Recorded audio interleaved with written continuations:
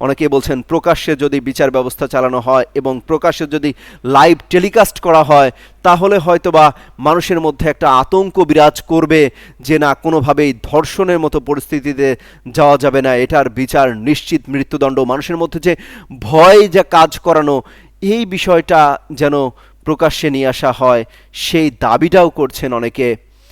দর্শক, আমরা জানাচ্ছিলাম যে সবশেষ পরিস্থিতি ঢাকার সড়ক কিন্তু অবরোধ করে, অর্থাৎ মিরপুরের কালশির সড়ক অবরোধ করে আন্দোলন করছেন অনেকে। তারা বলছেন যে দ্রুত যেন বিচার করা হয়। তার সহপাঠীরা, দর্শক স্ক্রিনে দেখতে পাচ্ছেন, তার সহপাঠীরা কিন্তু বলছেন যে বিচার আমাদের কাছে ছেড়ে দেওয়া হোক, অর্থাৎ অভিযুক্তদের সোহেল রানাকে আমাদের কাছে ছেড়ে দিক, আমরাই এটার ব্যবস্থা করে ফেলবো। অর্থাৎ পিটিএ হত্যাকাণ্ডের যে মতো ঘটনা, সেটাও তারা ঘটাতে চাচ্ছেন। অর্থাৎ কিছু ক্ষেত্রে তারা বিচার প্রক্রিয়া চান না, তারা চান ইনস্ট্যান্ট একটা রায়, এই কথাও বলছেন তারা।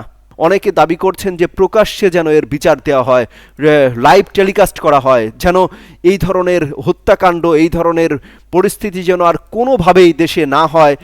এটা মানুষকে বোঝানোর জন্য, বা এই শাস্তি কতটা কঠোর হতে পারে সেটি বোঝানোর জন্য কিন্তু লাইভ টেলিকাস্টে বিচার ব্যবস্থা করার দাবিও জানাচ্ছেন কেউ কেউ।